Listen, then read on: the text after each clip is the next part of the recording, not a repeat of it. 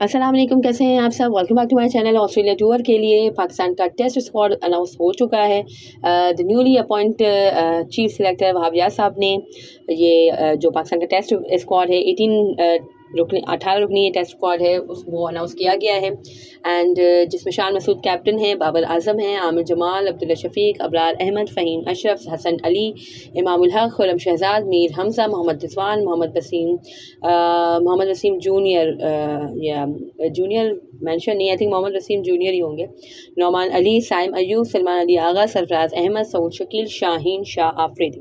तो I think overall nice and balance squad. और आमिर जमाल की भी इंक्लूजन है कि मेरे ख्याल से वो श्रीलंका टूर पे भी गए थे, बट वही बात है जो अभी हम एक चोट खा चुके हैं कि हमने T20 को ODI में खिलाया। तो आमिर जमाल ने भी ज़्यादातर खैर T20 क्रिकेट ही खेली है, ODI भी खेली है, पाकिस्तान शाइन के साथ उन्होंने खेली है और अच्छी परफॉर्मेंसेज भी दी हैं। बट टेस्ट में वो किस तरह से होंगे, खैर overall Aamir Jamal has impressed me, there is no doubt about it. और है कि मुझे थोड़े थोड़े वो है कि अच्छे ऑलराउंडर हैं और जो उनकी फास्ट बॉलिंग है वो मुझे थोड़ी सी हारिस रऊफ से मुशाबिहा लगती है। सो लेट्स सी कि अब वो जो टेस्ट क्रिकेट में किस तरह से परफॉर्म करते हैं। और आई डोंट नो उनके टेस्ट के स्टाइल यानी फर्स्ट क्लास क्रिकेट जो पाकिस्तान में होती है, आया वो उन्होंने खेली है या नहीं खेली है, और अगर खेली है तो क्या स्टैट्स हैं, आई डोंट नो एग्जैक्टली। मैं इसके बारे में रिसर्च करके आपसे शेयर करूँगी। But overall Aamir Jamal is a nice allrounder. By the way Aamir Jamal allrounder हैं और अच्छी बैटिंग भी कर लेते हैं, और है कि फील्डर भी अच्छे हैं और बॉलर भी अच्छे हैं। बट आई डोंट थिंक कि उनको चांस मिलने वाला है, क्योंकि हसन अली भी स्क्वाड का हिस्सा है। बहुत सारे क्रिटिसिज्म हुआ कि भाई बाबर हसन को लगता है, अब तो बाबर आजम नहीं है, but why Hasan Ali is still the part of test squad. वो भी जो परफॉर्मेंस वो देता हुआ आया है उसके हवाले से I don't think Hasan Ali को रखना बनता था, और वसीम जूनियर को रखा है तो भी अच्छी बात है, क्योंकि ऑस्ट्रेलिया में आपको ज़रा सा रिवर्स स्विंग भी मिलता है। तो वसीम जूनियर इस रिवर्स स्विंग को अच्छे से यूटिलाइज़ कर सकते हैं। But I don't think Wasim junior ने भी कोई टेस्ट मैच खेला है, जहाँ तक मुझे याद है आई डोंट थिंक उन्होंने खेला है। और हारिस रऊफ भी इस टेस्ट स्क्वाड का हिस्सा नहीं है। खैर श्रीलंका टूर में भी आई डोंट थिंक हारिस रऊफ हिस्सा थे टेस्ट क्रिकेट का, मेरे ख्याल से यहाँ नहीं थे। जस्ट इंग्लैंड न्यूजीलैंड का जो टूर हुआ था, न्यूजीलैंड ने जो पाकिस्तान का टूर किया था उसमें Haris Rauf was a part, वो भी एक मैच उन्होंने खेला था, then he was injured. But उसके हवाले से भी खैर प्रेस कॉन्फ्रेंस में चीफ सेलेक्टर साहब ने बहुत बातें की, उस पर भी इंशाल्लाह आएंगे, नेक्स्ट वीडियो में आएंगे। अभी जस्ट हम स्क्वाड के हवाले से डिस्कशन कर लेते हैं। तो सरफराज अहमद टीम का हिस्सा हैं और मोहम्मद रिजवान भी हैं। तो Sarfaraz Ahmed I think playing 11 में होंगे, और वही मोहम्मद रिजवान है कि प्लेइंग 11 का ऑब्वियसली हिस्सा नहीं होंगे। शान मसूद हैं और अब्दुल्ला शफीक और इमामुल हक हैं, तो इमामुल हक के साथ ही ओपन के लिए जाते हैं, क्योंकि इमामुल हक के स्टैट्स इतने ज़्यादा अच्छे नहीं हैं ऑस्ट्रेलिया में। आउटसाइड पाकिस्तान इतने अच्छे स्टैट्स उनके नहीं हो, जहाँ पे बॉल थोड़ा सा है कि ट्रिकी हो जाती है, थोड़ी सी पिच ट्रिकी होती है, तो वो थोड़ा सा स्ट्रगल करते हैं, वी ऑल नो दैट। तो मे बी शान मसूद और अब्दुल्ला शफीक के साथ हम जाएं। अब्दुल्ला शफीक का भी खैर first I think Australia tour होगा। And remind this thing guys के जो ऑस्ट्रेलिया का टूर है वो बहुत ही ज़्यादा डिफिकल्ट होता है, स्पेशली पाकिस्तान एशियन टीम्स के लिए, और पाकिस्तान के लिए ऑस्ट्रेलिया का टूर बहुत डिफिकल्ट होता है, क्योंकि वहाँ पे पिचेस बहुत फास्ट होती हैं और बहुत ही ज़्यादा पेस के साथ बॉल आती है, फास्ट पिचेस होती हैं, फास्ट बॉलर्स होते हैं उनके, बहुत ही अच्छे तगड़े फास्ट बॉलर्स होते हैं। तो पाकिस्तान बैट्समैन के लिए सर्वाइव करना थोड़ा सा मुश्किल होता है। And I think Abdullah Shafique को है कि चलो पाकिस्तान पहले जाएगा, थोड़ा सा आई थिंक कुछ खेलेगा अभी प्रैक्टिस मैच वगैरह, तो उसमें भी देखा जाएगा। बट आई डोंट थिंक कि ऑस्ट्रेलिया में खेला है अब्दुल्ला शफीक ने, और ऑल्थो वो बहुत ही अच्छे क्लास के प्लेयर हैं, टेक्निकली साउंड प्लेयर हैं, बट फर्स्ट टाइम ऑस्ट्रेलिया में जाके परफॉर्म करना थोड़ा सा मुश्किल हो जाता है। But let's see what happens, इंशाल्लाह जो फॉर्म चल रही है अब्दुल्ला शफीक की, तो ही कैन डिलीवर। और इमामुल हक के हवाले से बहुत बड़े क्वेश्चन मार्क्स हैं। मुझे तो खैर ये लगता है इमामुल हक को अगर आप रेस्ट करें तो खैर जो आपके प्रैक्टिस मैच होगा उसमें देख लो, अगर कुछ कर सकते हैं तो फिर सही है, आप अपने टीम का हिस्सा रखो, वरना तो शान मसूद के साथ आई थिंक हमें जाना चाहिए। और खैर साइम अयूब को भी है कि टीम का हिस्सा बनाया गया है। वही जो हम सर पीट के थक गए कि भाई T20 फॉर्मेट की परफॉर्मेंस पे आप टेस्ट क्रिकेट में ले रहे हो, क्यों? टेस्ट क्रिकेट में चलो फर्स्ट क्लास में उसने अच्छे रन किए हैं, बट उसका जो टेम्परामेंट है वो हमें मालूम है, और कायदे आज़म ट्रॉफी में जिस तरह की पिच थी वो भी हमें मालूम है, और जो ऑस्ट्रेलिया में पिच होगी वो भी हमें मालूम है।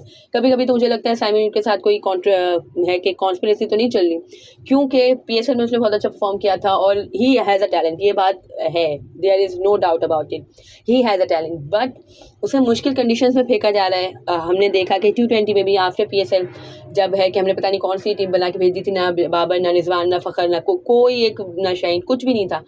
बेचारे शादाब को अजीब तरह की PSL की टीम बना के दे दी थी, और वो भी ऑस्ट्रेलिया, सॉरी वो जो अफ़गानिस्तान की टीम है, शारजा में स्पिन कंडीशंस है, और अफ़गानिस्तान की ऐसी जायंट टीम होती है शारजा में, तो आपने उसके अगेंस्ट फेंक दिया थे बेचारे जो हमारे PSL के बच्चों को। और है कि PSL के ये हमारे साइम अयूब साहब भी वहाँ पे कुछ नहीं कर सके थे। आई थिंक थर्ड मैच में कुछ उन्होंने किया था, थोड़ी सी कंडीशन समझ आ गई होंगी, थोड़ा सा उनके स्पिनर समझ आ गए होंगे। थर्ड मैच में आई थिंक उन्होंने 50 स्कोर की थी, बट स्टार के 2 मैचेस में तो आई थिंक वो अपना खाता ही नहीं खोल सके थे, तो वो भी खैर मुश्किल कंडीशन में उन्हें फेंक दिया गया था। इसके बाद आप देखें तो पाकिस्तान में जो न्यूजीलैंड सीरीज़ हुई थी, T20 सीरीज़ हुई थी, उसमें उन्होंने बहुत अच्छी परफॉर्मेंसेज दी थी। आई थिंक 2 मैचेस में उन्होंने अच्छी परफॉर्मेंसेज दी थी, 2 में वो फिर कुछ नहीं कर सके थे, बट स्टिल है कि उस मैच में बाबर और रिजवान, मतलब एक बड़ा जो सीनियर प्लेयर होता है वो जूनियर को थोड़ा सा गाइड करता है। जब वो है कि दोनों साथ खेल रहे होते हैं तो काफ़ी ज़्यादा गाइडेंस मिलती है जूनियर को एक यंगस्टर को एक सीनियर प्लेयर से। तो उसमें आपने साइम अयूब की परफॉर्मेंस देखी ही कि बहुत अच्छी थी। ज़ल्मी में भी यही है कि भाई ज़ल्मी में बाबर आजम के साथ वो ओपन करते हैं, तो बाबर आजम की गाइडेंस में वो अच्छा खेल रहे होते हैं।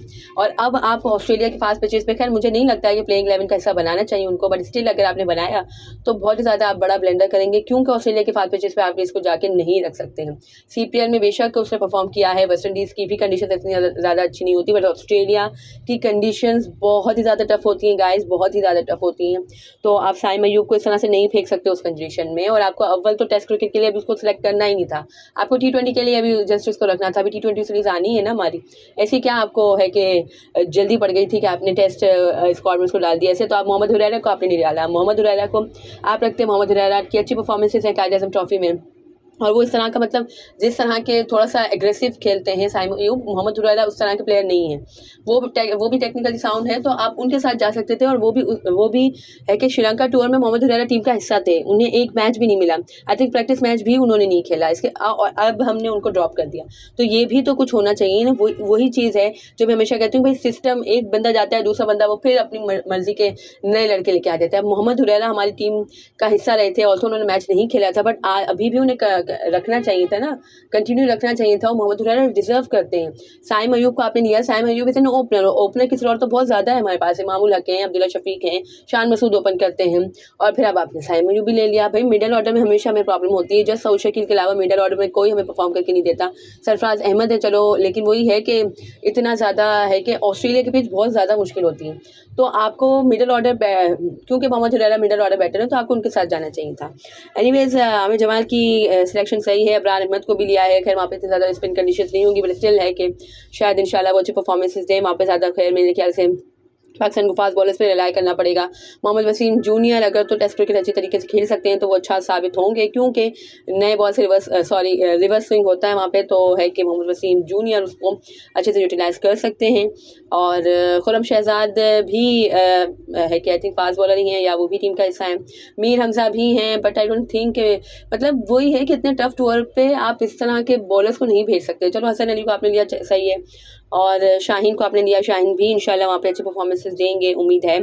और आमिर जमाल को आपने लिया है, अब्दुल्ला शफीक इज़ गुड, फ़हीम अशरफ, या फ़हीम अशरफ बहुत अच्छी चॉइस है ऑस्ट्रेलिया के लिए। पता नहीं क्यों T20 वर्ल्ड कप है उनको नहीं लेके गए थे, बट या ऑस्ट्रेलिया जैसी कंडीशन में जो ये हमारे हैं ना फ़हीम अशरफ साहब, तो ये अच्छी चॉइस साबित होंगे। बैटिंग भी थोड़ी बहुत कर लेते हैं, तो ये अच्छी सिलेक्शन है।